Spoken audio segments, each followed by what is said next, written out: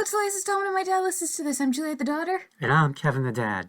And Jules, what did you pick for us this time around? Well, this week we're going to go back to Liverpool in the 60s, and we're going to cover another one of the Beatles albums, specifically Rubber Soul. So, Dad, what do we need to know? Well, first, if you would like to learn more about the Beatles, check out our very first episode in which we reviewed Revolver. Yep. And we've evolved a lot since that first episode. Yes, we have. I hope. Anyway, it's the fall of 1965. The Beatles filmed Help, and the album of the same name came out in August 65. Now they've finished their North American tour, met Elvis and Dylan. They've come back to England to find themselves having to record a new album in time for Christmas. Yes. They were required to by a schedule set up by manager Brian Epstein with EMI back in 1963. 2 albums a year. Gotcha.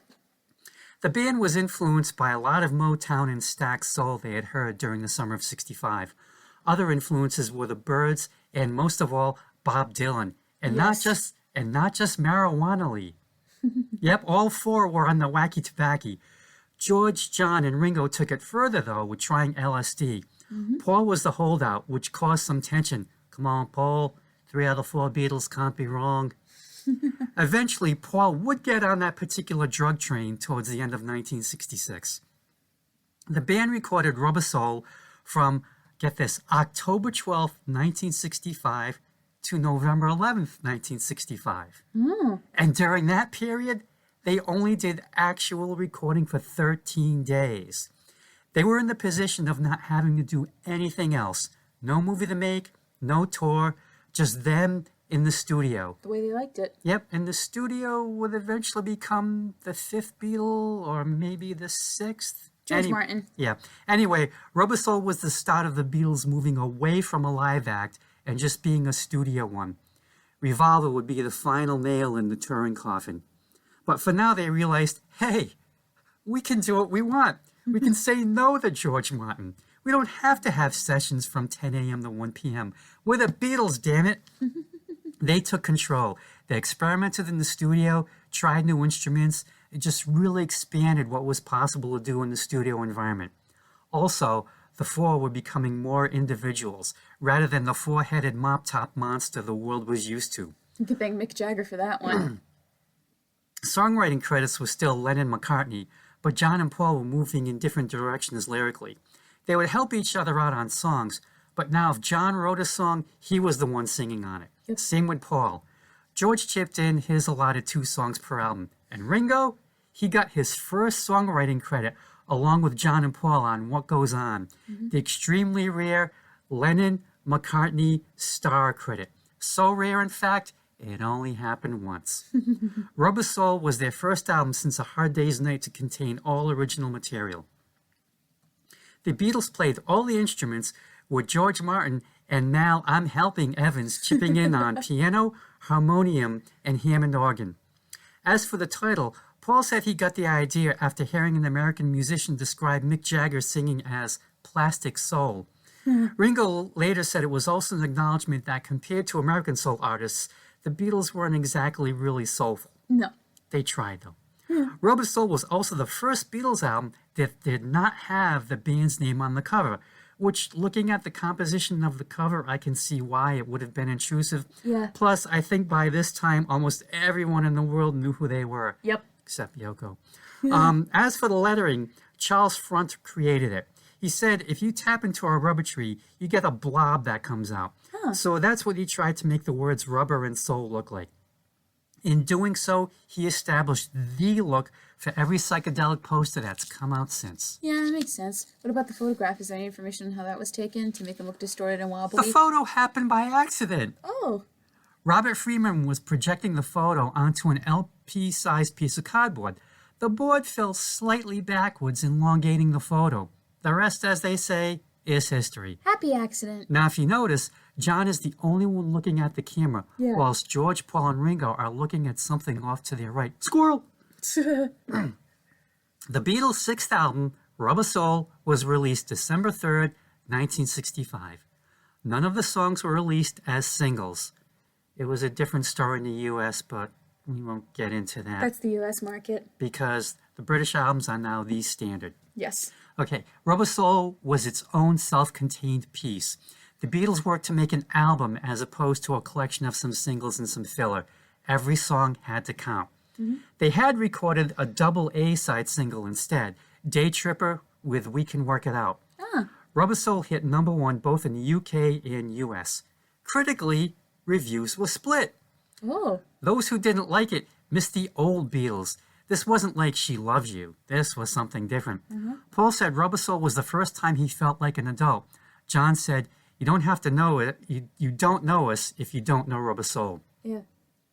Everyone's favorite 11-year-old at the time, Elvis Costello, recalled that he thought the band had lost its mind. Oh, screw you, Elvis. He couldn't understand any of it. You wish you could write that. Then a month passed, and he couldn't live without it. Oh, huh. The Beatles were making rock and roll grow up. Dylan was doing it too, but this was the Beatles. Huge difference. Especially in terms of popularity. Dylan was for like the hip and cool people. The Beatles were for everyone. Rubber Soul also influenced fellow musicians. It inspired Brian Wilson of the Beach Boys to make Pet Sounds, which in turn inspired the Beatles to eventually make Sgt. Pepper. Yeah. It influenced the Rolling Stones to release their first album of all original material, Aftermath, in 1966. Do you have that one? Nope. Oh. Even the Velvet Underground's John Cale admitted Rubber Soul was the album where you had to take the Beatles seriously. Rubber Soul came out on CD in 1987. George Martin himself did a stereo digital remix as he was never happy with the 1965 stereo mix. It was remastered in 2009 using George Martin's mix. As of yet, George's son Giles Martin has not gotten his hands on Rubber Soul to do one of his remixes. Maybe he doesn't feel he needs to. I'm sure that's coming soon enough. They just put out Revolver about a month or so ago, so I'm Okay. sure Rubber Soul's not too far behind. You're going to listen to it when it comes out? I will borrow it from the library, like I'm doing with Revolver. As for me, well, it's the Beatles, so yes, I have it. And I will admit, I have every single album of theirs from Rubber Soul through Let It Be on CD. The ones before Rubber Soul, I borrowed the mono master versions from Paul and downloaded them. For Rubber Soul, I have the 2009 remaster, and it sounds great, and I don't think I need Giles's version. I'll listen to it, though, just to see what he did differently. Okay, here we go. First track, Drive My Car. I remember the first time I heard this song was when we went to see Louise's choir concert at Mosey Brown, and this was their opening song. And I wasn't too impressed with it because, in my opinion, this song being arranged in 4-part harmony doesn't really work. And then, of course, when I listened to the original, I loved it. The story is, boy meets wannabe famous star of the screen, and in the meantime, he can drive her car, and she'll show him a good time. But there's a twist. She doesn't actually have a car. Of course, he's so horny he doesn't care.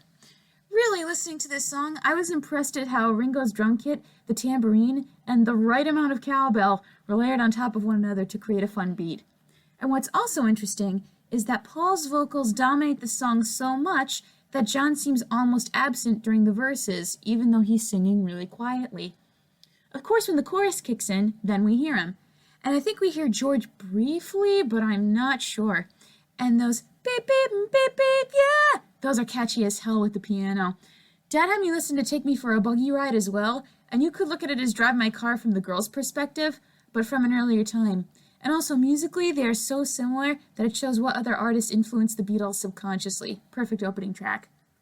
Paul had a lot of trouble writing this. John hated the lyrics. Really? Yep, they rewrote them and settled on the Drive My Car theme.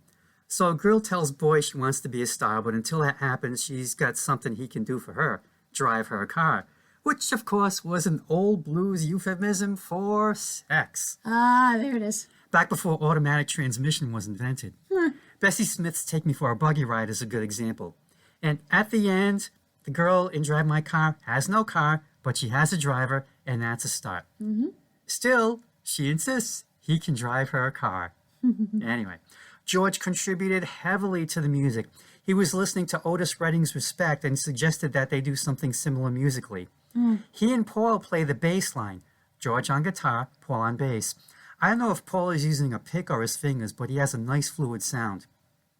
Paul and John sing lead. Now, I want your opinion on this. What? I read on all the research I was doing that their vocals are dissonant. but I don't hear that really. I'd have to really listen to it. I didn't notice anything. It seems to work for me. And Ringo, he contributes some tricky drum fills at the end of each verse. Next track, Norwegian Wood. Ah, yes, the song where, if you read Philip Norman's biography, the one that John sang for George Martin, and George Martin realized John was admitting to having an affair right in front of his wife. Ouch. Yeah, John was sleeping with this woman who was Norwegian and had some nice wood in her house, and we have this song. And I bet John had some wood too.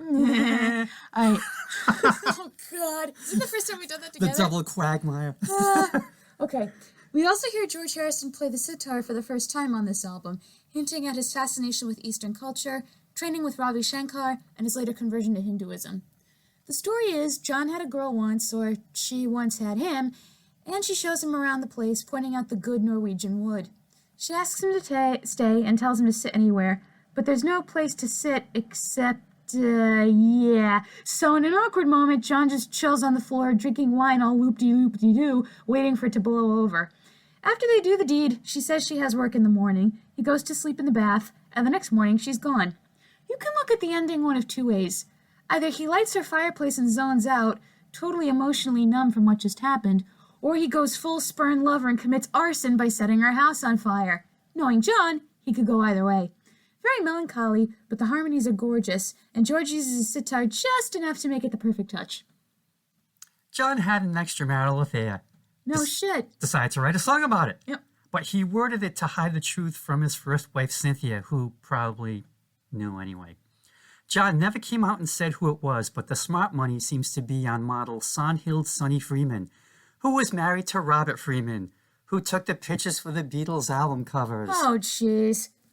And even though Sonny was born in Germany, she would tell people she was Norwegian. Probably because of the war. Yep. Yeah. Paul wrote the middle eight, or the bridge. Or did he? First, John said Paul did. Then years later, said he, John, wrote the whole thing himself. After John's death, Paul came out years later and said that he, Paul, did write the middle eight and came up with the title. It kind of sounds depressing. She tells John to sit anywhere. There's no chairs. He just winds up on the floor. Then it's time for bed. And she tells him she has to work in the morning and laughs because she knows of, like, their, I guess, class differences or social differences that, you know, hey, I got to go out and work. You may not be familiar with that concept, but, got to get the money somehow. Yep. And John says he doesn't and kind of feels like shit about himself and crawls off to sleep in the bath. Next morning, she's gone. This bird has flown. So John decides to light a fire. But what kind? Some think he burned down the house. That'll show her. Oh, yeah. Being a working woman in the 60s, how dare you? Yeah. But other people think that he just lights up a joint and just, you know, kind of chills out, goes with the flow. But it's her fire, so that implies she has some blunts just lying about the house. Could be. I kind of tend to go with the latter. I don't think he's that angry. He just seems kind of like laid back about the whole thing. It's fun to imagine the arson one, though. That was Paul's theory. He was like, yep, getting my revenge. Again, that'll show her. The big thing about this song was George playing the sitar. He'd become interested in Eastern music during the filming of Help and met Ravi Shankar, Nora Jones's father. Now, Norwegian Wood was not the first song to be influenced by Indian music. There was already Ticket to Ride, The Kinks' See My Friends, and the Yardbirds' Heart Full of Soul. But those songs used guitars to mimic the sitar. George played the real thing and it sparked a craze. For example, Brian Jones played one on the Rolling Stones' Tainted Black. As a result of George's playing, Ravi Shankar got very popular and George became a student of his. Norwegian Wood has been covered by artists ranging from Hank Williams Jr. to Buddy Rich. But the Beatles' original is the only one I've ever heard, and how can anyone improve on it? Fair point. Next track, You Won't See Me. But you're right in front of me. That's not the point. Paul's girl is ghosting him pretty hard. Her line is always busy and she won't see him. And she definitely won't see him anytime soon if she keeps this behavior up. Nothing too memorable about this song except for the harmonies sung on the title and the call and response that follows shortly after. It would be interesting to hear, or rather to know, how autobiographical this song was. Maybe it was written during a spat with Jane Asher? I don't know. Oh, it was. Okay, we'll get to that later. As for Anne Murray, the version that you sent me, Dad, I think I like her version better. It's a different key with an effect on the guitar that makes the chords sound harsher when they're plucked. And being an alto, her voice has a greater maturity than Paul's, really bringing out the maturity of the lyrics. But even then, not my favorite Spurn Lover Beatles song. Yes, Paul did write this about Jane Asher. I knew it. They had met in 1963 and were the couple until 1968 when Jane announced publicly to the BBC that their engagement made on Christmas 1967 was off. Dang, did Paul know she was going to go on the BBC? That's how Paul found out. Oh, shit. Yep. Wow. Where's the drunk history episode about that?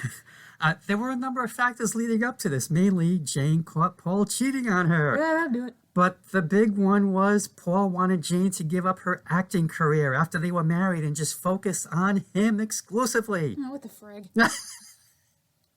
Yeah, and like I said, even before then, Paul wanted her to stay at home and put his interests first. Nope. They argued, broke up, and when Paul tried to call Jane, she would not take his calls. And that's how we get the song. During this time, Paul also wrote We Can Work It Out and I'm Looking Through You. More songs about Jane. Lyrically, Paul is bitter. The cute one turns not so cute, but actually human, like the rest of us. I've had enough, so act your age. Time after time, you refuse to even listen. But musically, it's happy sounding, especially thanks to John and George's backing vocals. Ringo plays drums, but also tossed in an overdubbed hi-hat part to add rhythmic accents. Mal, I'm helping Evans, chips in with Hammond organ, playing only one note, A, and holds it through the final verse in the fade-out. So he's got to use the sustain pedal. So the finger and the foot. Remember, Mal, you got to hit those at once, okay? Okay. And like you said, yeah, Anne Murray had a hit in 1974 with her cover, and John told her it was one of his favorite Beatles covers. Oh, that's nice. And hers was the version I had heard first. I heard the Beatles original sometime in the early 80s, so it was like, oh, I never knew this was their song. Maybe this was a cover. Go figure, yeah. Next track, Nowhere Man. It wasn't until I sat and listened to this song for the show that I realized I really love it. Because before listening to it for the podcast, I always associated Nowhere Man with the film Yellow Submarine, which I loved as a kid. So all I see is the sequence where the Beatles are singing and dancing to this as they watch Jeremy become more and more miserable to the point where Ringo takes pity on him and invites Jeremy to accompany them to Pepperland. Come on, Nowhere Man. We'll take you somewhere. You have room for Nowhere Man like me? And I remember being shocked that this song wasn't written for the movie and it was from somewhere else. But now as an adult, you can listen to the song and hear how John was influenced by Lewis Carroll in his lyric writing, long before Lucy in the Sky with Diamonds. And you also appreciate the existentialism of sitting in his nowhere land, making all his nowhere plans for nobody, no point of view, knows not where he's going to, isn't he a bit like you and me, all while sounding beautiful with the music and hypnotic with the vocals. A perfect little gem of a song. It's perfect. Fight me. Okay. Not you. Okay. This is one of the first Beatles songs that had nothing to do with love or romance. There were others before. John wrote it and said he struggled for 5 hours to come up with another song for Rubber Soul. He wanted to write something meaningful. He then said, the hell with it, lay down, and bam, it came, just like that. John said this was during what he called his Fat Elvis period. He was having an existential crisis. You know, what's it all about? What am I doing with my life? Self-loathing. It was just bleh. And he was my age, wasn't he? Or around there? Somewhere around there, yeah. Oh, I'm doing better than him. Pat myself on the back for that one. I still have crises, but not as big as that. And he sings it in third person, thereby making the message of the song more universal. Could be anybody. Could be about Jeremy. Could be both. Could be. And it does have a trebly sound with those guitars come in, doesn't it? Which was intentional. Yes. They definitely are very, very sparkly, which I guess maybe they did that in a contrast to the lyrical content. Could be. Next track, Think for Yourself. I don't know how. The opening guitar sounds appropriately pissed off. I used to play this after my breakup when my ex would try to do the stupidest shit or message me the stupidest shit before I blocked him, and it would make me feel so much better. I'm not going to make that comment on here. Anyway, you could play this song about an ex when you just want them to get away from you and think for themselves. But you could also use this song to talk about a cult leader or the head of an organized religion you disagree with. For example, I've got a word or two to say about the things that you do. You're telling all those lies about the good things that we can have if we close our eyes, e.g., remain ignorant of the truth. George is leaving this behind, but he warns them that they still have time to rectify and repent if they try thinking more for their own sake instead of leaving their mind opaque. Maybe this is a reference to him growing up Catholic and converting later in life. And once again, on a George song, Ringo gets to shine with drumming. Friends supporting friends. I love Peace and Love George, but on occasion, Bitter George is my favorite.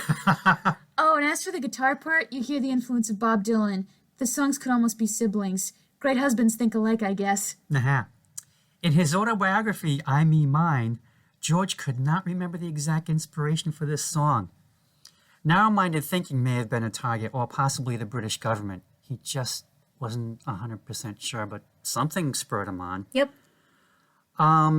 People tend to compare this song with Bob Dylan's Positively 4th Street, which I can't remember if I sent that to you. You might have sent me that one. You sent me a Bob song. Yeah, I think that was definitely the one. Bob was definitely an influence, and eventually he and George would become best buds. Everyone thought it would have been John and Bob. Nope. But John and Bob, they were just too competitive.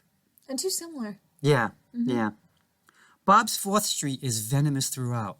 George has got a word or two about the things you do, telling lies, causing more misery, having an opaque mind. Think for yourself, because I won't be there with you. But then he sings, the future still looks good, and you've got time to rectify all the things that you should. So there is some hope. Yeah, some. And Paul gets really heavy playing bass through a fuzz box. That's exactly what it sounds like. Yep. And apparently there's some sort of effects pedal that can distort the sound. That sound about right. Next track, Michel. A beautiful French love ballad with a similar instrumental and vocal arrangement. What? The word? Oh, the word. Sorry, I skipped ahead. Oh, sorry. You must have gotten the U.S. version of the album. The word. A precursor to All You Need Is Love, and maybe a better one at that. Yeah. I never knew what this song was as a kid. All I knew is that I absolutely love the harmonies. It's something the Beatles mastered, and boy, do they know how to do it well. In the beginning, there was the Word, and the Word was made flesh. Shows these boys had a religious background growing up in England. And the message should feel like hippy-dippy flower child since the word is love, but it doesn't. It's not fluff. It's rock and it has substance. It would eventually. And I want to say the word just so they can keep singing. God, I love this song. And this, like you said, the seeds for the summer of love are planted. Say the word and you'll be free. Say the word and be like me. And that word, as we know, is money. No, it's love. Is love. It's everywhere, man. It's just everywhere. Where is the love? It's there. there. Try singing like that. Yeah. But yeah, you do bring up a good point. It's not as hippy-dippy as like All You Need Is Love or any other summer of love, peace, groovy, whatever. Yeah. Man. Mm-hmm. They're not hitting you over the head with it, really. No. Catchy song, and Ringo chips in with what author Ian MacDonald calls backwoods fills. That's because Ringo is left-handed, but he played a right-handed kit. Yep. Like he was left-handed, but his grandmother insisted, no, you're going to be a righty. Ugh. So when he would do his fills, he would sometimes move right to left Instead of left rather to right. than left to right. It was easy for him because when he moved left to right, since he was left-handed, He'd get in the way. he'd get in his own way, so he had to like plan it out. And Paul gets funky on that bass. And once again, very, very fluid player. Okay, now is it Michel? Yes. Okay, sorry about that. Michel. A beautiful French love ballad with a similar instrumental and vocal arrangement as And I Love Her or Till There Was You, which shows how Paul is really a romantic at heart. But it has one of the biggest plot holes of all time. Okay. He's in love with a French girl named Michel. He tells her, Michel, ma belle, sont les mots qui vont très bien ensemble. Translating to, my beautiful Michel, these are words that go together well. You're telling me he knows how to say all that, but can't say I love you, which is only 2 words, je and t'aime? Man, whoever's teaching him French is one bass backwards teacher. But if you turn off your brain and ignore all that, it's full of sweet longing with an innocence of a shy teenager trying to recite a love poem, like standing at the door like, oh, I hope she shows up. And then she shows up and he's like, Michelle, ma, Belle. Oh, I can't do it. Runs away. Maybe that's it. He was just like so nervous and excited.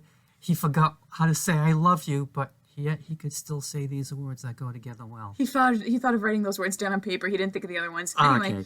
And the other three Beatles are great backup singers. Hopefully Michel is smarter than Paul is and picked up what he was throwing down right away with his oddly specific vocabulary. What is that you are talking about? Anyway. Ooh, pretty. Well, it is. It really is a pretty song. Yeah. Soothing harmonies accompany what to me has always sounded like a clockwork beat. The guitars, bass, drums all ticking away, even the solo. And Paul wrote this back in the 50s, but he didn't have any real words at the time, just French sounding groaning. Ugh. That kind of thing. It started as a goof, and he would just like play this song at parties and just have a laugh. But that became serious. Yeah, because John suggested Paul work it into a real song. Yes, John. French teacher Jan Vaughan came up with the name and rhyme at Paul's request, but it's not credited to Lennon McCartney Vaughan. Oh man. No. Paul only knows a little French, so it's probably not going to last too long with Michelle. Paul, it's either je vous aime or je t'aime, depending how close you are. Yes. It won a Grammy in 1967 for Song of the Year, which means the songwriters get the award. Plus, it has also become one of the Beatles' most widely recorded songs, but I have never heard another version. I heard one at Whole Foods. It was bad. Really? I was getting ready to close the store, and I can't remember if I was upstairs or downstairs, but I heard over the speaker, it was basically, I could describe a coffee shop hipster. Oh, jeez. And I said out loud, I was listening to the song and I was talking to myself, and I was like, just say je t'aime, it's not that difficult. And Ian looked at me and he was trying not to laugh. Now, in 2010, Paul sang this song to Michelle Obama after he was awarded the Gershwin Prize for Popular Song at the White so House. sweet. And Paul said he thought it was probably the first time that someone almost came close to getting punched out by a president. Obama was giving him a dirty look. And Michelle Obama was like, oh, Barack Obama's sitting there. Oh, those Brits. Okay. Let me see a green card there, pal. He lives in England, though. He's an English citizen. He's only traveling here for work. He has to have some sort of pass for that. Anyway, is the next track what goes on? Yes, it is. Okay. Who hurt Ringo? This song is also slightly ruined for me because when I hear the phrase, you're tearing me apart, all I can hear is, you're tearing me apart, Lisa, from The Room with Tommy Wiseau. Oh, jeez. I don't think I could take this song seriously because Ringo's songs always sound so damn happy, even when his heart is being smashed to smithereens. He did sing this at the Ringo concert that I went to. So I'm just jamming while this poor guy is having a falling out with his girl. And the most heartbreaking line is, you didn't even think of me as someone with a name. Ouch. I hope Ringo found better. He deserves better. And he got better with Barbara Bach, a song that is tonally confused. Yeah, it's definitely Ringo's turn to shine. His shuffle drumming on this song sounds deceptively simple, but you have to have stamina to be able to play it. And did you get a chance to watch that video on YouTube? The drummer one? Yeah. Yeah. Okay. Yeah, there's a video on YouTube that explains this better than I can. Just go on there and type in Ringo sucks, and it'll be the first video to come up. And no, he does not suck. Yeah. He's not the greatest drummer in the world. That's still Keith Moon for my money. But the man is possibly the most rock-solid drummer ever. So solid, I bet he could play during an earthquake and not lose time. Probably could. Ringo never shows off, which is why people underestimate him. But he does what great drummers should do, keep solid time and compliment the players. As for John, he's doing his Steve Cropper imitation with the ch-ch-ch sounds on the guitar, which I never knew until I was doing research. I played Booker T and the MG's Green Onions, and it made total sense. Yep, I hear it. Because before that I thought, what the heck is he trying to do? What's going on here? This is a fun song. It's not going to change the course of rock and roll like some of the other tracks, but, you know, they all can't be. No. Next track, Girl. And here's the Bob Dylan influence. The whole seething breath Sounds like they're taking a hit from a joint to get over this girl who left him. And of course, being stoned, he gets all philosophical. This one track should have tipped everyone off the Beatles were potheads. All they needed was the sound of eating munchies. And to be fair, if I was dating this girl, I'd want to get stoned and forget about her too. Someone who puts me down in front of my friends? There's so many things I'd rather do than listen to that old harpy. This song used to make me uncomfortable as I pictured all of them smoking blunts, but now I'm like, this is just a song for them to vent. Don't pay too much attention. Although I love how the acoustic guitar is used here, and it's the last thing we hear as we leave them in a foggy, drug-induced haze as they fade out. Mm-hmm. Now, it's interesting because, like, you listen to the lyrics, and like you said, was she told when she was young that pain would lead to pleasure? Did she understand that a man must break his back to earn his day of leisure? And so on and so on. It's like you said, it's like, she's got some issues. Mm-hmm. But John said the girl in the song was an archetype he'd been searching for and would eventually find oh no in Yoko Ono. And this never hit me till I read it. It was so obvious. John's latest song, Woman, on Double Fantasy, was the grown-up version of Girl. Mental head slap. Of course, in Woman, it's a lot nicer, but in Girl, it's more like, oh, geez, she was telling him what to do, and he was doing it because John's thing was like, I think he was influenced by the fact that she allegedly never heard of the Beatles, didn't know who they were, and was just like so arty and out there. He was just like so impressed and thought, this woman's a genius. When it was, no, John, you're the genius. She's really not. But anyway, John and George play guitars in the way that gives Girl a Greek feel. Oh yeah, like you could imagine this being played at the Greek festival. Yeah, or the Zorba movie. Yeah.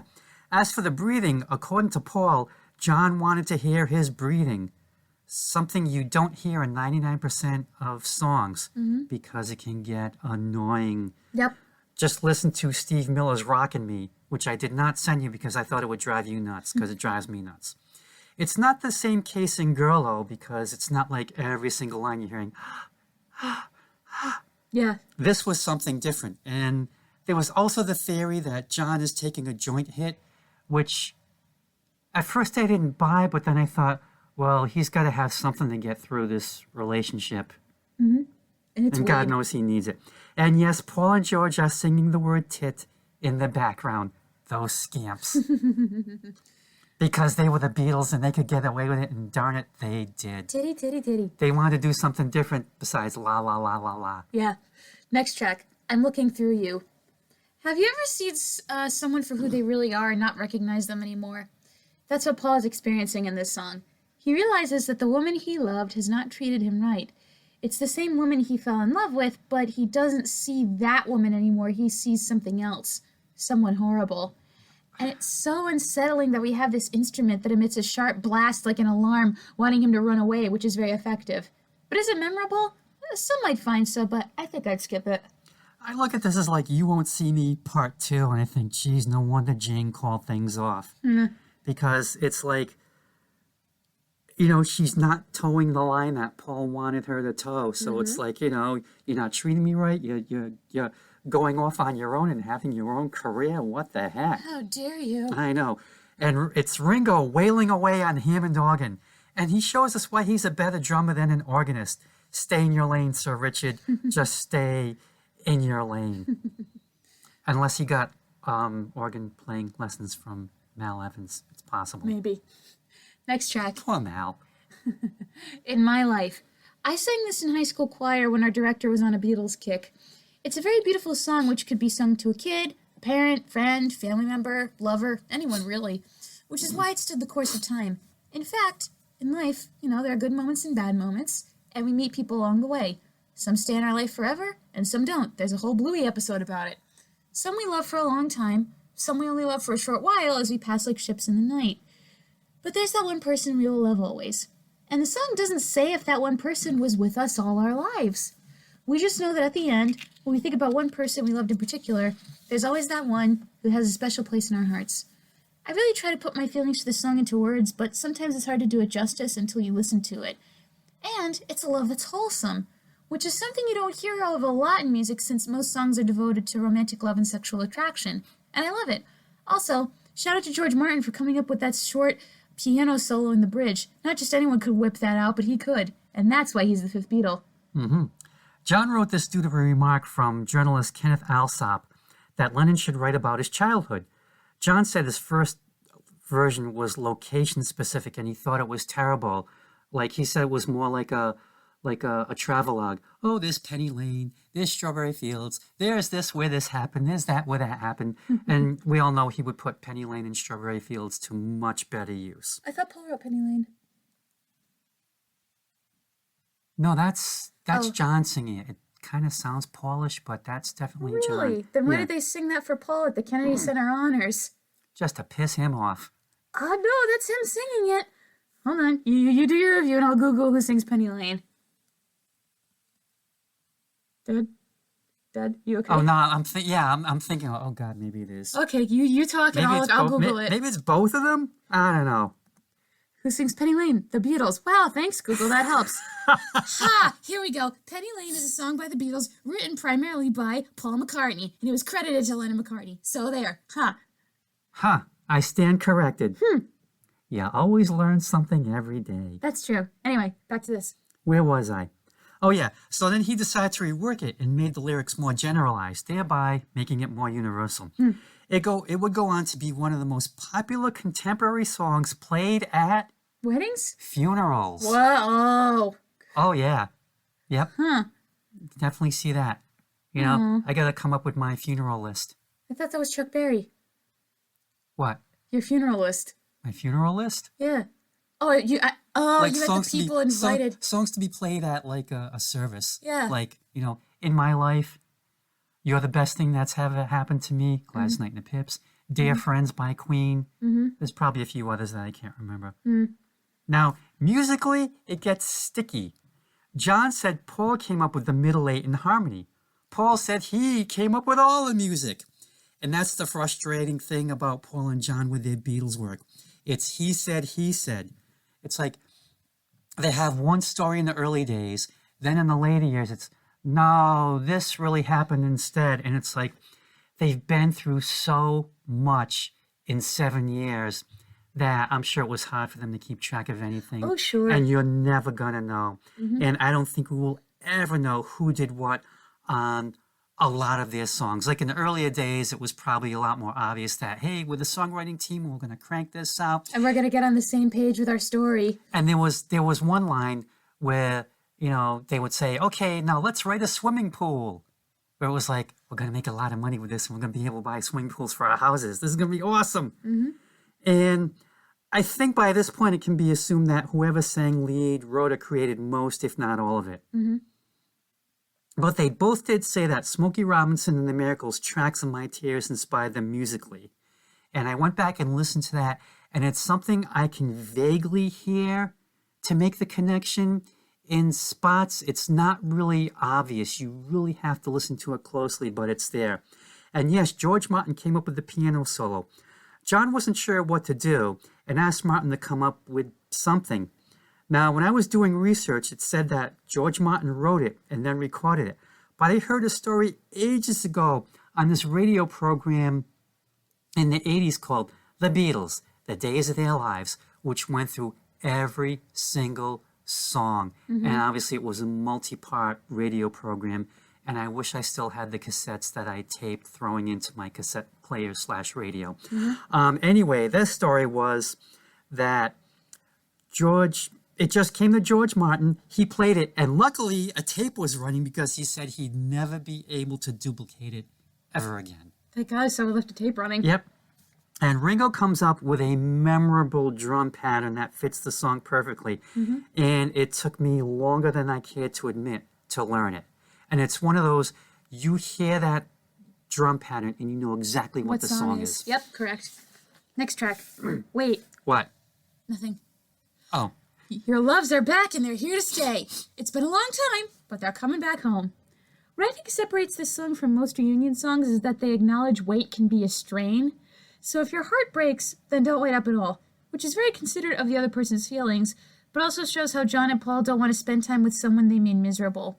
But if the person is still in love, then wait, because they're almost there. Short and sweet and very mature.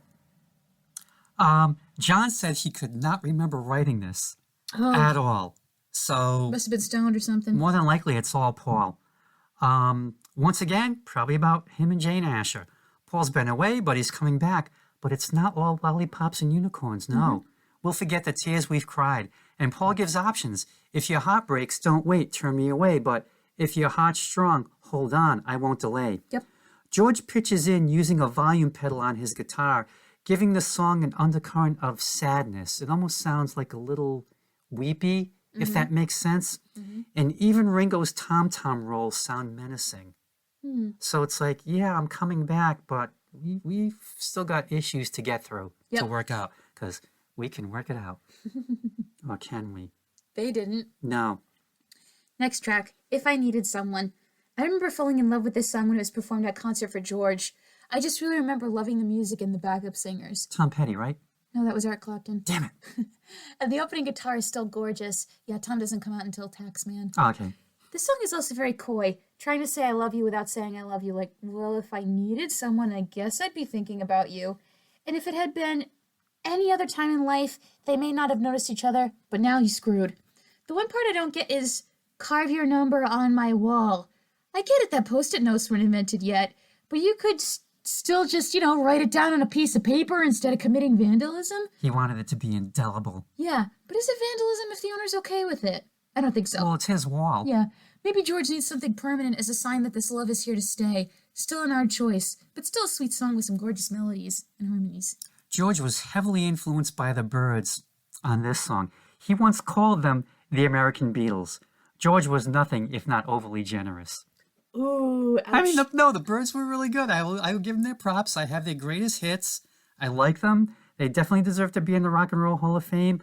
But American Beatles, I'd think about who would the American Beatles be? And I came up with someone who was the American Beatles before the Beatles were even the Beatles. Who? Buddy Holly and the Crickets. Oh, yeah, that works. Thank you. Lyrically, it is ambiguous as to who that someone is. George was engaged to Batty Boyd at the time, and it appears that someone arrived just a little too late. Oh, shit. Because if I needed someone to love, you're the one I'd be thinking of if I needed someone. But I don't, because I'm Oh, getting married. So close. Ooh. Had you come some other day, then it might not have been like this, but now you see, I am just too much in love. With Patty. Yep. But he wants her to carve her number on his wall, just in case things don't work out. And we all know what eventually happened. But he hadn't met Olivia, though, yet at that point.